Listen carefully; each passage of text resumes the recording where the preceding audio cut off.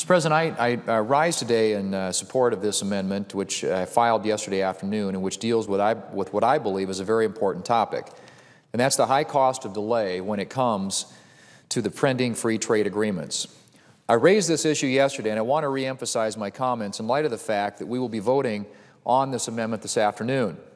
Most of the debate the last few days has been about the merits of trade adjustment assistance, but there is another aspect of trade adjustments assistance renewal that we should consider. It is the fact that there has been a real cost to America's economy and to the American businesses as a result of the President's strategy to link passage of the 3 trade agreements to a renewal of an expanded trade adjustment assistance program. This is very unfortunate, especially considering that even the White House acknowledges that passing the trade agreements is one of the best things that we could do in the short term to create jobs. According to the Business Roundtable, the passage of the trade agreements will support 250,000 American jobs. The U.S. Chamber of Commerce estimates that as many as 380,000 U.S. jobs could be in jeopardy if we don't pass the free trade agreements. You would think passage of these trade agreements, which were signed in 2006 and 2007, would have been an early priority for the Obama administration. Yet here we are, Mr. President, more than 2.5 years into this administration, and the President still has not made a commitment to send us the trade agreements so that we can consider them. Now, perhaps some might say that it takes time to get an agreement implemented after it's been signed. Well, let's consider some recent trade deals that the United States has negotiated. Consider the U.S.-Australia Free Trade Agreement. This agreement with an important ally was signed on May 18th in 2004 and entered into force on June 1st in 2005, a little over 1 year later. Or consider the U.S.-Chile Agreement. This agreement was signed on June 6, 2003, and entered into force on January 1st, 2004, only a little over half a year later. Or perhaps we should look at the U.S.-Peru Agreement. This agreement was signed on April 12, 2006, was passed by the Democratic-controlled U.S. House in November of 2007 and the Democratic-controlled Senate in December of 2007. Let me repeat, Mr. President, a Democratic House and Democratic Senate took up and passed an agreement negotiated and signed by a Republican president just over a year and a half after it was signed. So we know that even when the President and the majority in Congress come from different parties, we have still been able to implement our trade agreements expeditiously for the good of the country. My point is not simply that the 3 pending free trade agreements are long overdue.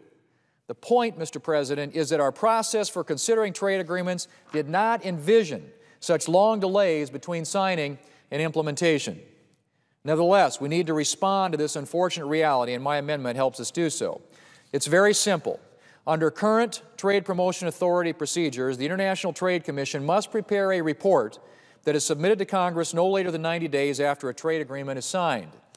However, there's currently no requirement that the ITC conduct a study to assess the negative impact on U.S. businesses when we delay implementation of an agreement, as we have for more than 4 years with Korea, Colombia, and Panama. My amendment would simply require the ITC to assess the negative impact to U.S. businesses if a trade agreement is signed but has not been considered by Congress within 2 years. The ITC study would focus on lost U.S. export opportunities, how the delay has impacted U.S. trade objectives as set out under Trade Promotion Authority, as well as how the delay impacts the protection of U.S. intellectual property overseas. The study would also estimate the impact on U.S. employment if the trade agreement in question continues to languish. Finally, the ITC would be required to update this study in every subsequent year that the trade agreement is not considered by Congress or if it is still not entered into force. My amendment follows a very basic principle, Mr. President. If the President believes a trade agreement is in America's national and economic interest, he needs to submit it to Congress. And if he doesn't submit it to Congress, we need to have better information as to what the costs are of that delay. If we think that these trade agreements are important, and the President spent much of the month of August talking about the need to pass them, so clearly he believes they're important, then we need to be able to more effectively weigh the advantages imposed on American business, the disadvantages imposed on American businesses and consumers as a result of not implementing them. I want to emphasize that this is not a partisan amendment. It will apply to any future president who delays implementation of a trade agreement, Democrat or Republican. Why is this so important? Because the global economy in which American businesses compete today is not static.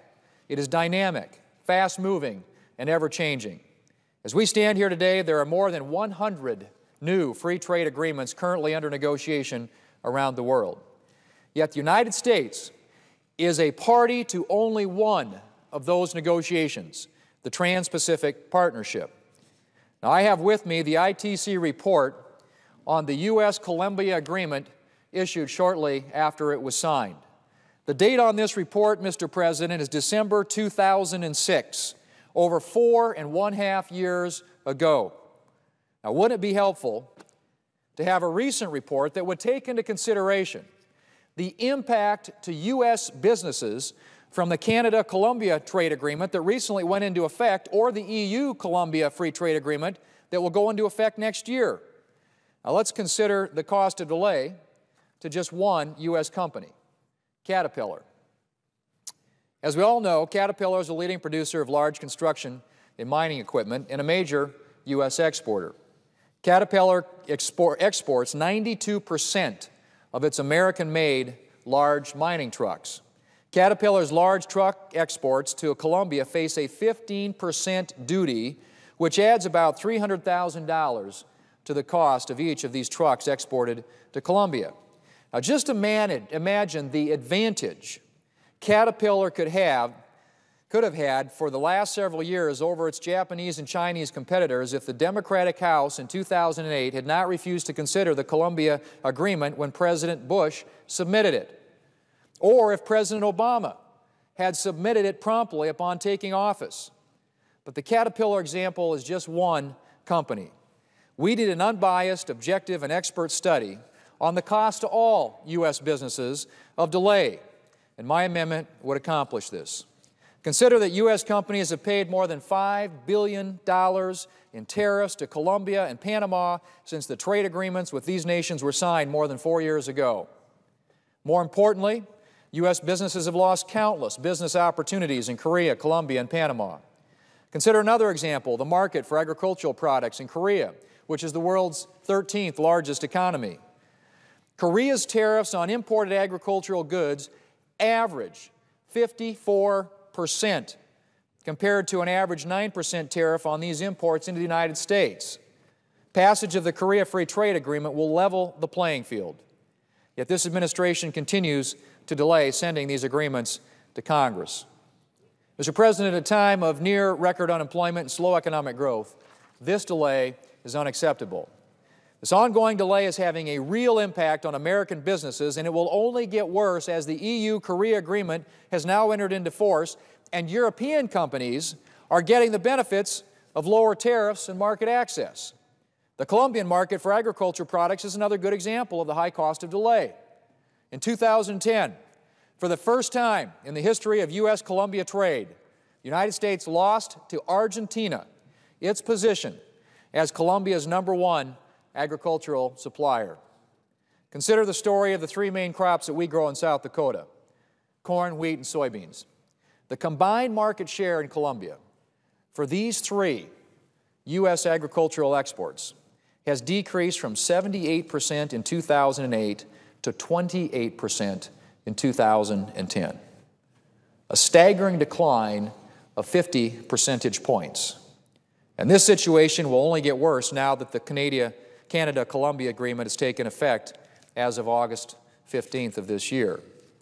As Gordon Stoner, a wheat grower from Outlook, Montana, testified before the Finance Committee earlier this year, and I quote, "Our share of the Colombia wheat market has declined from 73% in 2008 to 43% in 2010, and industry representatives in Colombia indicate we could lose our entire market share following implementation of the Canada-Colombia Free Trade Agreement," end quote. Mr. President, we're living in a global economy where America cannot afford to stand still on trade.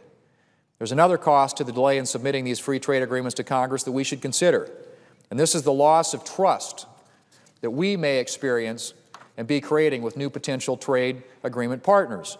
Now consider if you're an emerging economy today and you have the opportunity to negotiate a comprehensive trade agreement with either the European Union or the United States. What message is our delay sending to those potential trading partners? Unfortunately, the message appears to be that if you negotiate with the EU, you will get the benefits of an agreement much sooner than if you spend the time and effort to negotiate an agreement with the United States. This is best exemplified by the negotiations with South Korea, a large economy, a major market for agricultural goods, as I mentioned, and manufactured goods as well as services. The U.S.-Korea Free Trade Agreement was signed in June of 2007. Korea's trade agreement with the EU was launched in May of 2007, just 1 month earlier.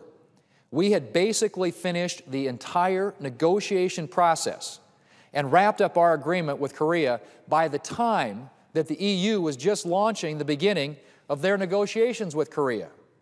Yet, as I mentioned earlier, the EU-Korea agreement has now taken effect, and the President has not even yet submitted our agreement with Korea to Congress for consideration for any future trade agreement partners. As emerging economies mature, millions of new middle-class consumers enter the global marketplace.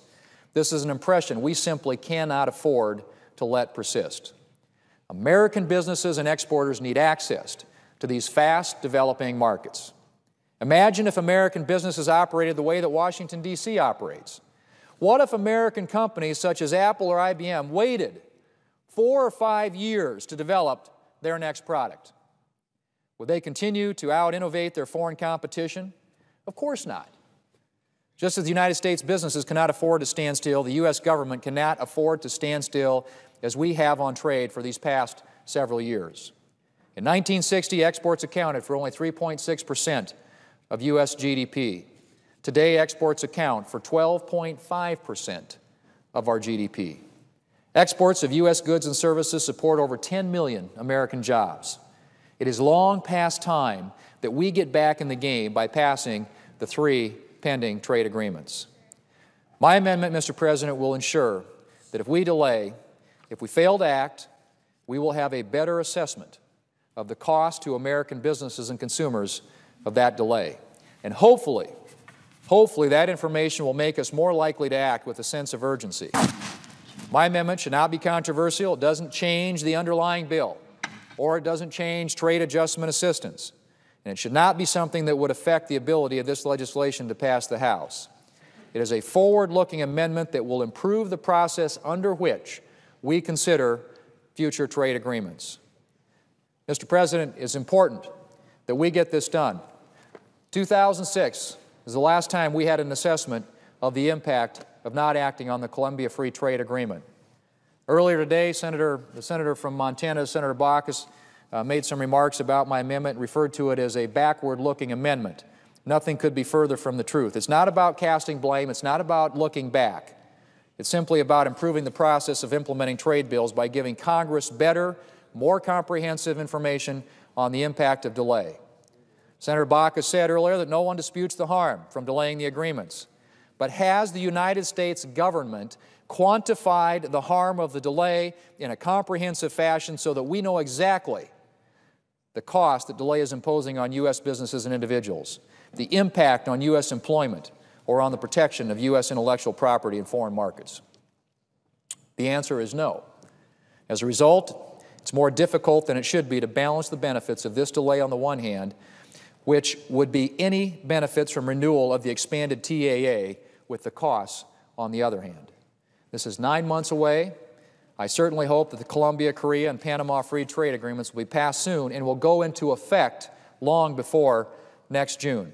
Mr. President, this amendment is a forward-looking amendment as it applies to future trade agreements if they are not submitted to Congress or considered by Congress, or if they've not entered into force within 2 years of being signed.